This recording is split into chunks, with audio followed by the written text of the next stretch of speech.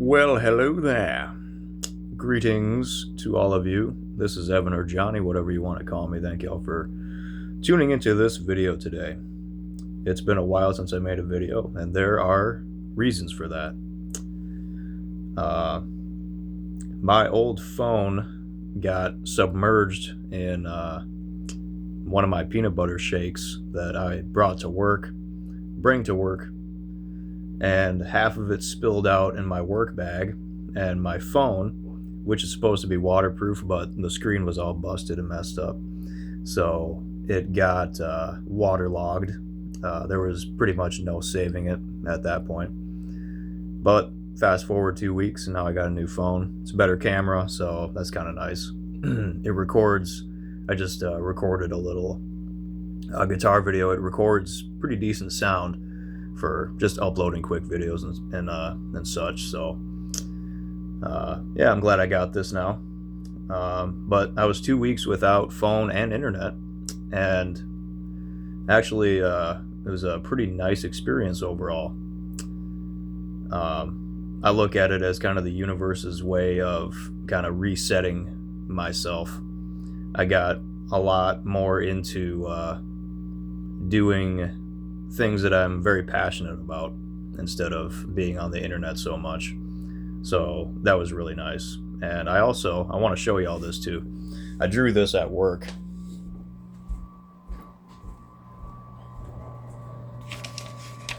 It's been a long time since I made some art, but I used to draw stuff like this in art class, but I made a self-portrait. Those are future gains right there. You see the little wine bottle there. The power of Christ compels you. Whole bunch of kind of cool stuff on there. Lots of cool sayings. Comparison is the death of joy, I think, is on there. But just wanted to show that, So that's what I did with my time not having internet. Isn't it amazing what we're capable of? And I haven't drawn anything for a long time, but after about a week, my visualization, I feel like, got a lot better. And I was like, man, I'm going to get a pencil and paper and just start drawing something. So I made myself into like a Rich Piana / Johnny Apple Shreds. So pretty cool. Yeah, but I guess it took that so-called accident for me to get to that point where I was like, man, we all have so much creative ability, whatever we create, and the more that we disconnect from the distractions, the outrage, the internet. The internet's a great thing, and it's the reason why I can make videos like this and post stuff and share things.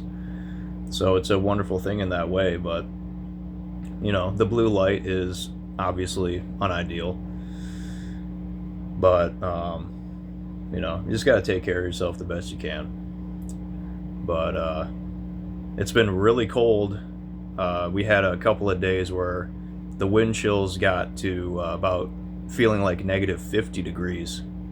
And I biked home in one of those days, and that's a hell of a fucking story I'll chat about here.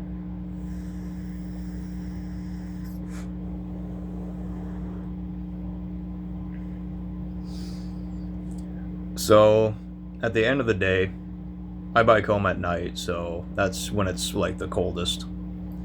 And the wind was going in my direction if I were going forward, so I was going against the wind. And I left my bike outside, which was a horrible idea. But I was pedaling probably twice as hard as I would normally pedal to get the same speed, and I was still going pretty slow. But I was going as fast as I could. It felt like lead weights. It was crazy. And I had like the normal clothing that I would wear on a cold day, like a thermal underlayer and underneath the pants and everything. But I got home and I had a full frost beard, looked like Santa Claus. And the only thing that was seemed like it was going to be an issue when I was getting close to my house, I started to like bend my arms like this, and it was starting to get numb, like pretty numb along the forearm area. And I was like, "Oh shit, man, I gotta fucking go." But it was not nearly as bad once I got back. I thought for sure I would have had frostbite, like on my face or something. But I've been biking in the cold for so long. I think that my face can tolerate pretty well the cold, and you have a lot of oil on your face, a lot of oil glands on your face, and that acts as a protective mechanism in the cold. Protects from a lot of things too, and that's part of the reason why I stopped using shampoo. Actually, and I noticed that my hair health is much better now too, because it stopped growing for a while. That could have been a nutrient deficiency too, and I'm sure that it probably was. But I like my hair, and I like to grow my hair long, and now it's much better quality. All I do really is I spray it with a diluted solution of water and apple cider vinegar with essential oils like peppermint oil and lavender oil when I have the lavender oil. And I just rinse that out, brush it through, let it dry. So I've been going no shampoo for a while. When I first started doing no shampoo, my hair would get unbelievably greasy, and it would be very itchy and irritated because when you strip your body of its natural oils, it overcompensates. So the first few weeks, I actually used a homemade shampoo that consisted of some castile soap. I think it had coconut milk in there too, with some essential oils, so that helped for a while. But then I got to a point where even that, once I got to a certain point, I felt like it was still drying my hair out too much. So I was like, all right, I'm just gonna wash it with water, use the apple cider vinegar hair rinse just to get rid of a little bit of extra hair oil. And now after that, I put magnesium oil on my scalp, so you can definitely see it's got the mag oil in there, and I spray that on my legs and my arms too. Magnesium oil is fantastic. Oh yeah, I got it right here. So this is what I keep my magnesium oil in. I use just a 1 cup to 1 cup ratio water and magnesium oil, and you can for sure use more magnesium oil in there.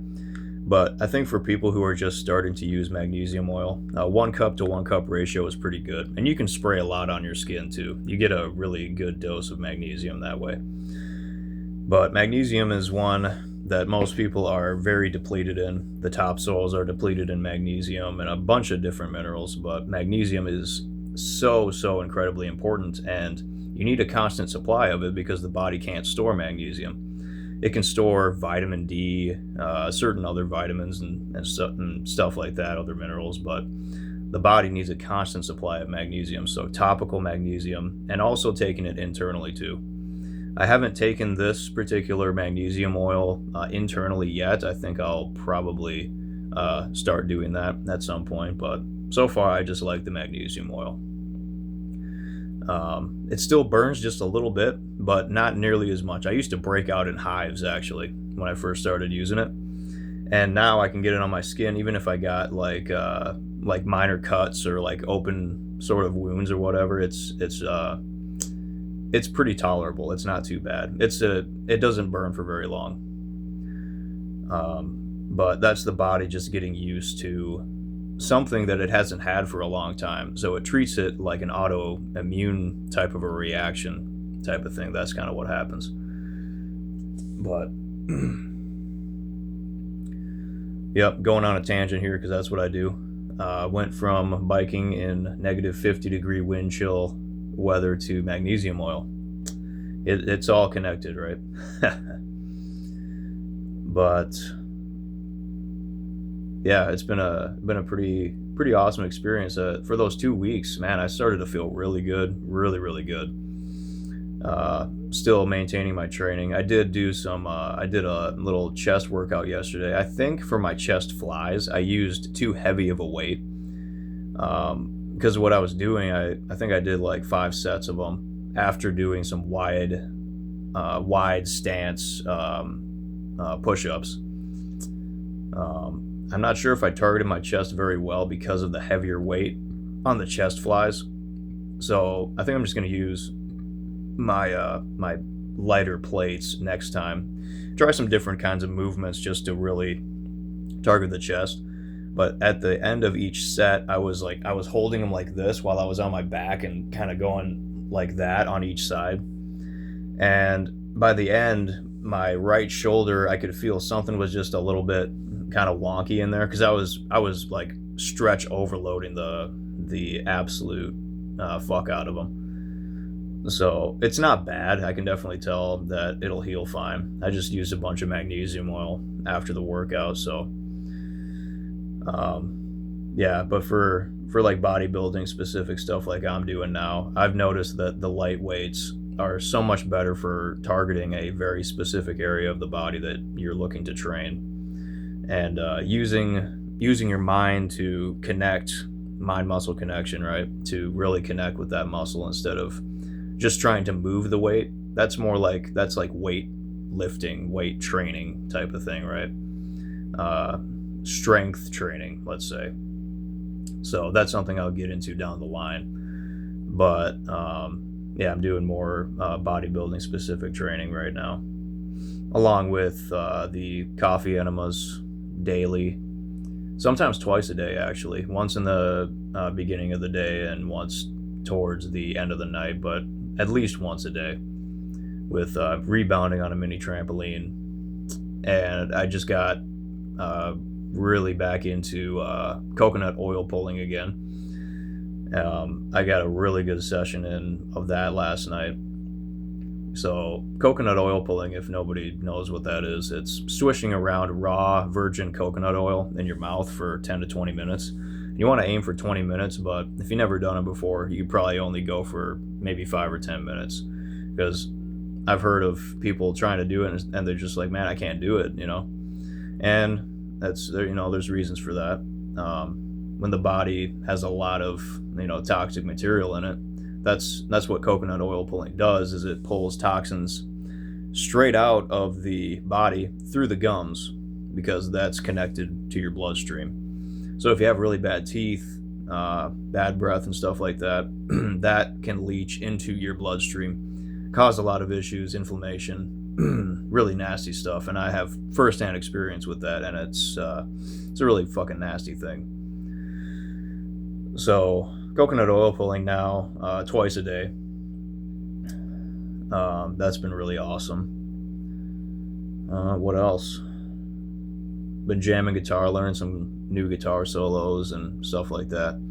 I'll be posting a guitar video today too, actually. So we're getting back into it, kind of just sharing what I'm doing. For the meantime, just living life, loving it, taking care of myself the best I can. Getting on a really good diet. I'm actually going to be switching back over again to not eating meat again. I'm going to try something a little bit different this time. I found an amazing recipe for cauliflower crust pizza. So no gluten, and you don't have to put meat on there, It's, what is it? I think it's 2 cups of shredded cauliflower, 2 cups of mozzarella cheese, and 2 eggs, and you just mix all of that together really well. You put it on parchment paper on like a 12-inch pizza pan, and you pour it all on. You make sure it's mixed really well, and you just press it, keep on pressing it, and until it gets all the way around. And I was surprised. I mean, you bake it in the oven for 15 to 20 minutes. I think I tried it once so far, and I only did 15 minutes. And I think what you really want to do is you bake it, then you let it cool completely, because it can be too soft if you start to put like toppings like marinara or like cheese or spinach, onions, whatever you put on. So it was good, but it was more like a pizza that you'd eat with like a fork, You know, it kind of reminded me of the pizzas that me and my granny would make back when I was a real young kid, single digits. So it reminded me of that. So that was pretty cool. But I'd like to go for a little bit more of a crispier crust next time. It's a cruciferous pizza, you know, and very high protein because you use a lot of cheese with it. So yeah, I mean 2 cups and then cheese on top of that. So you're using almost like 4 cups of cheese for that pizza. However much you put on top is kind of up to you, but I found that recipe and I was like, man, I gotta try that, and it was really good.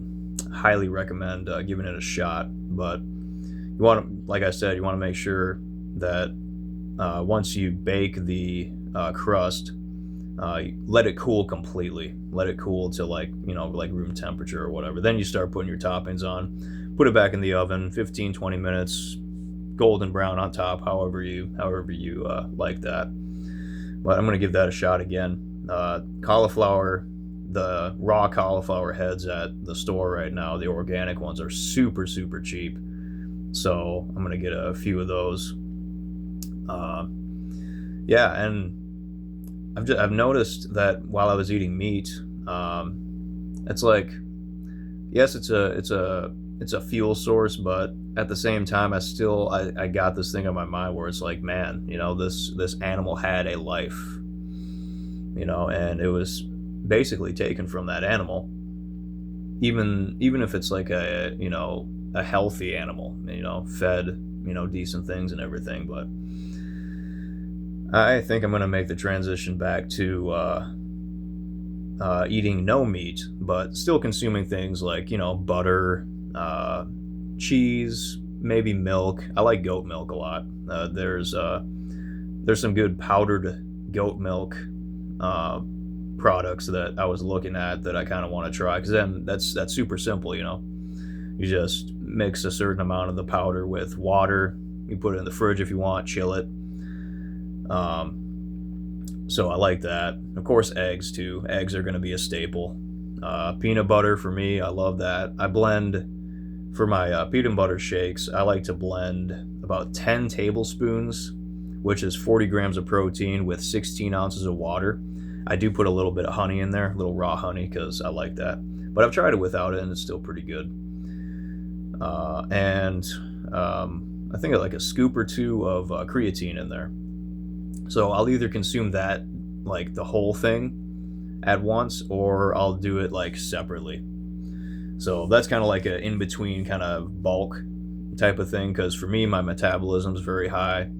So having like those smaller kind of in-between sort of bulk shakes, so to speak, are really nice to have.